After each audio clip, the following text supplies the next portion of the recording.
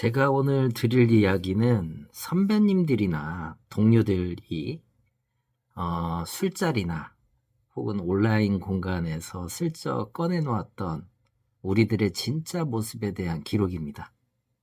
멋진 성공담이나 화려한 기술 이야기는 아니고요. 그냥 제가 곁에서 봐왔던 선배들과 동료들에 대한 이야기입니다. 제가 평가하거나 해설하려는 게 아니고 그저 한 공간에서 같이 땀 흘린 사람의 기록입니다. 우리 관리 현장에서는 참 다양한 소장님, 과장님들이 계시잖아요. 다들 저마다 사연과 고민을 가지고 계신데 제가 오늘 그 이야기들을 담담하게 풀어보려고 합니다.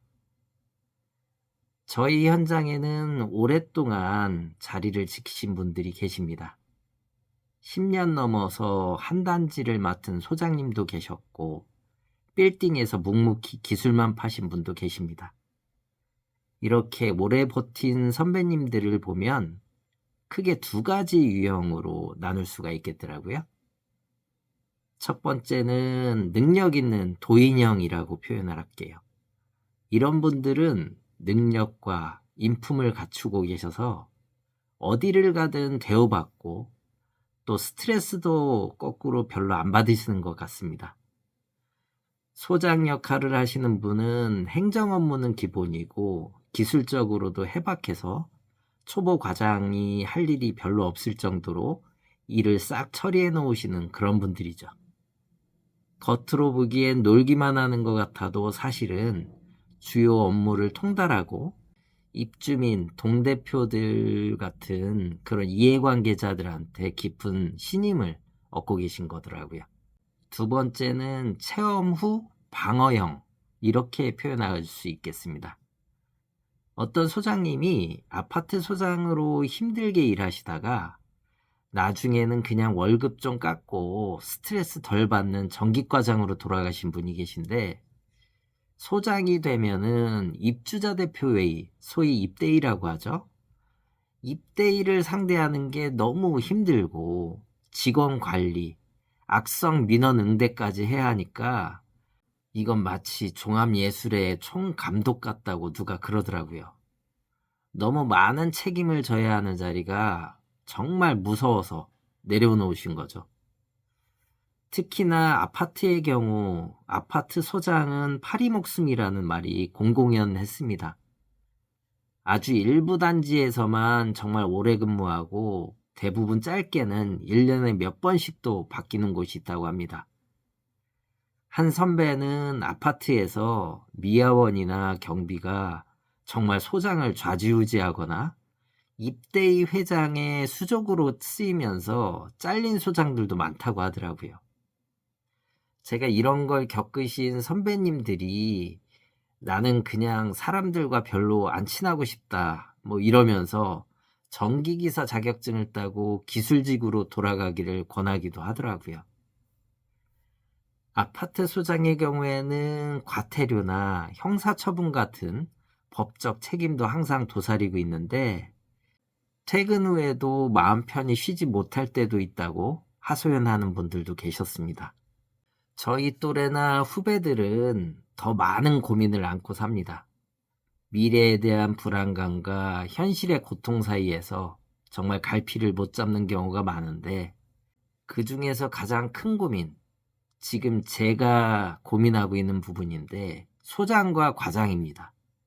주택관리사 자격증을 따고 소장이 되려니까 초보라서 경력자를 더 원한다.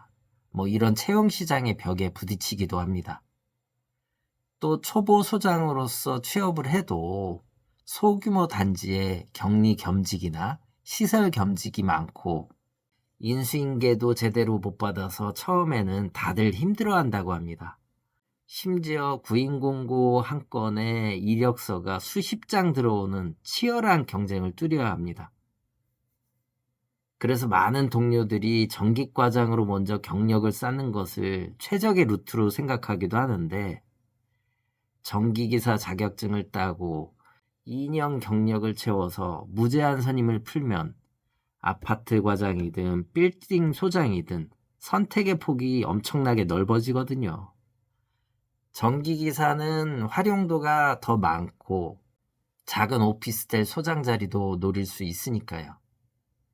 소장이 정치력이 필요하다면 과장은 기술력이 높아야 한다는 말도 있죠. 이런 상황인데 저의 경우에 소장직에 대한 미련도 사실 남아 있습니다. 한 친구가 전기기사와 주택관리사 자격증을 둘 다 갖고 있는데 사람 잘 다루고 험한 일 싫어하면 관리소장, 또 사람 상대보다 업무에 집중하고 싶으면 관리과장이라고 하더라고요. 소장이 관리실의 대빵으로서 의사결정권을 갖고 과제를 완료할 때 얻는 성취감과 경력을 무시할 수는 없다는 거죠. 급여 상한선도 소장이 훨씬 더 높고요. 그래서 어떤 친구는 아파트 소장으로 행정일을 터득한 다음에 오피스텔이나 집합 건물 소장으로 가서 기술 선임을 거는 방식을 추천하기도 하더라고요. 이른바 소장과 과장을 왔다 갔다 하면서 경험을 쌓는 거죠. 또 이직을 위해서 회계 자격증까지 따서 스펙을 쌓는 동료도 있다고 합니다. 자격증이 많아봐야 큰 의미가 없다고 하지만 그래도 이왕지사 전기도 알고 기계도 알고 두루두루 아는 사람을 채용하고 싶은 건 인지상정이라고 생각하는 거죠. 결국엔 다다익선이 이 바닥의 생리인 것 같습니다. 이렇게 선배와 동료들의 얘기를 듣다 보면 저도 결국 그 중에 한 명이라는 생각이 듭니다. 어떤 소장님은 본인이 틀린 걸 직원이 이야기해도 끝까지 우기고, 업체 직원이 똑똑하게 설명한다고 업체를 자르겠다고 화를 내기도 하신답니다. 또 어떤 분은 사무실에 앉아서 어떻게 시비만 붙일지 고민하는 것처럼 보인다고도 하네요. 일을 안 하면서 권한은 다 움켜쥐고 있어서 밑에 직원들이 이중고를 겪는 경우도 허다하다고 합니다. 소위 이런 똥차 같은 소장 밑에서 고통받는 동료들이 많았고, 반대로 유능한 소장 덕분에 과장이 널널하게 일하면서 기술을 익히는 행운을 얻는 동료들도 있다고 하는데, 결국에 이 일이라는 게 케바케라는 말이 가장 정확한 것 같습니다. 아파트는 자기 집에 물 새면 난리, 상가는 장사 안 되면 난리인 것처럼 스트레스의 종류만 다를 뿐이지 어디든 진상 민원은 있기 마련이고요. 좋은 곳은 입대위, 관리단, 진상 민원이 적은 곳이고, 저는 오늘도 케바케 현장에서 선배들의 조언과 동료들의 고민을 들으면서 제 길을 찾아가고 있습니다. 소장님들 말씀처럼 시설관리직은 정년이 없다는 아주 큰 장점이 있습니다. 하지만 동시에 끝없는 자격증 경쟁과 입주민들의 싸움 사이에 끼어서 스트레스를 받아야 하는 고단한 길이기도 합니다. 자격증은 결국에 우리를 지켜주는 방패이자 더 나은 일자리를 선택할 수 있는 기회인 것 같습니다. 선배님들의 이야기대로라면 우리가 이 길을 끝까지 가려면 결국엔 둘 다 해야 하는 것일 수도 있겠고요. 여러분께서는 지금 어떤 길을 걷고 계신가요? 소장으로서 책임감을 안고 성취감을 느끼시는 길인가요?